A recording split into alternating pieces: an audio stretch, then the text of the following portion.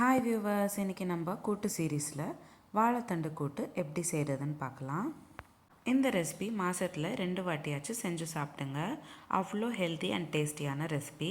வாங்க பார்க்கலாம் எப்படி செய்கிறதுன்னு. முதல்ல ஒரு கடாயில் 30 ml எண்ணெய் சேர்த்துக்கோங்க. கூடவே காஞ்ச மிளகா 2 சேர்த்துக்கணும். அடுத்து அரை ஸ்பூன் அளவுக்கு கடுகு சேர்த்துக்கோங்க. கொஞ்சமாக கருவேப்பிலையும் கூடவே சேர்த்துக்கோங்க. கருவேப்பிலை நல்லா பொரிஞ்சு வந்தக்கப்புறம் பொடிசாக கட் பண்ணி வச்சுருக்கிற ஒரு வெங்காயம் சேர்த்துக்கணும். வெங்காயம் நல்லா பொன்னிறமாக மாற வரைக்கும் வதக்கிக்கோங்க. வெங்காயம் எல்லாம் நல்லா வதங்கினக்கப்புறம் நம்ம ஒரு பெரிய சைஸ் தக்காளி பொடிசாக கட் பண்ணிக்கிட்டதும் சேர்த்துக்கணும். 2 நிமிஷம் போல் வதக்குனிங்கன்னா தக்காளி நல்லா வெந்துடும். இந்த ரெசிபி கொஞ்சம் வித்தியாசமாக என் பையனுக்கு செஞ்சு கொடுப்பேன். எப்போவுமே டோஸ்ட் பண்ண ப்ரெட் நடுவில் இந்த வாழைத்தண்டு கூட்டு கொஞ்சமாக ஸ்ப்ரெட் பண்ணிவிட்டு க்ளோஸ் பண்ணி கொடுப்பேன். ரொம்ப விரும்பி சாப்பிடுவான்.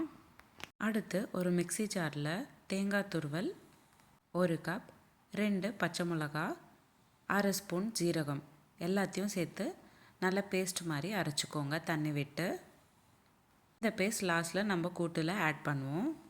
இப்போது தக்காளி நல்லா வெந்தக்கப்புறம் வேக வச்சுருக்கிற வாழைத்தண்டை நான் சேர்த்துக்கிறேன். 2 கப் அளவுக்கு வாழைத்தண்டு இன்றைக்கி நான் சேர்த்துக்கிறேன். நான் உங்களுக்கு சொல்கிற மெஷர்மெண்ட்ஸ் தாராளமாக 4 பேர் சாப்பிட முடியும். அடுத்து 1 ஸ்பூன் அளவுக்கு உப்பு சேர்த்துக்கோங்க. கூடவே அரை ஸ்பூன் அளவுக்கு சாம்பார் தூளும் சேர்த்துக்கணும். கூடவே 1/4 ஸ்பூன் அளவுக்கு மஞ்சத்தூளும் சேர்த்துக்கோங்க. 2 நிமிஷம் போல் நல்லா வதக்கிக்கணும். அடுத்து வேக வச்சுருக்கிற கடலைப்பருப்பு சேர்த்துக்கணும். 2 கப் அளவுக்கு கடலைப்பருப்பு வேக வச்சுருக்கேன். நான் உங்களுக்கு வீடியோவில் காட்டுற மாதிரி பருப்பு வேக வச்சுக்கணும். குக்கரில் 5லேருந்து 6 விசில் போல் வச்சிங்கன்னா இந்த மாதிரி பருப்பு வெந்துடும். இப்போது பருப்பு சேர்த்துக்கோங்க. 2 கப் அளவுக்கு வேக வச்சுருக்கிற கடலைப்பருப்பு சேர்த்துக்கிறேன். நல்லா கலந்து விட்டுக்கணும். 5 நிமிஷம் போல் வேக விடணும். உங்களுக்கு கூட்டு கொஞ்சம் தண்ணியாக தேவைப்பட்டுச்சுன்னா தண்ணி சேர்த்துக்கலாம். அடுத்து நம்ம அரைச்சி வச்சுருக்கிற தேங்காய் பேஸ்ட்டும் சேர்த்துக்கணும். நல்லா கலந்து விட்டுட்டு 2 நிமிஷம் போல் வேக வச்சுக்கோங்க.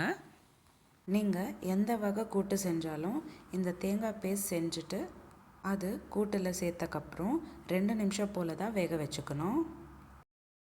கூட்டு ரெடியானக்கப்புறம் கொஞ்சமாக கொத்தமல்லி தூவிக்கிட்டு ஒரு வாட்டி கலந்து விட்டுக்கிட்டு சர்விங் பவுலில் ட்ரான்ஸ்ஃபர் பண்ணிக்கோங்க. அவ்வளோதான், சிம்பிள் ஹெல்தி டேஸ்டியான வாழைத்தண்டு கூட்டு ரெடி ஆயிடுச்சு. உங்களுக்கு இந்த வீடியோ பிடிச்சிருந்தா லைக் பண்ணுங்கள், ஷேர் பண்ணுங்கள். இதே மாதிரி டெய்லி ஒரு ரெசிபி பார்க்குறதுக்கு என்னோடய சேனல் சப்ஸ்கிரைப் பண்ணிக்கோங்க. இந்த ரெசிபி ட்ரை பண்ணிவிட்டு எப்படி இருந்ததுன்னு எனக்கு கமெண்ட் பாக்ஸில் கமெண்ட் பண்ணுங்கள். மீண்டும் சந்திப்போம் ஒரு சுவையான ரெசிபியுடன். தேங்க்யூ.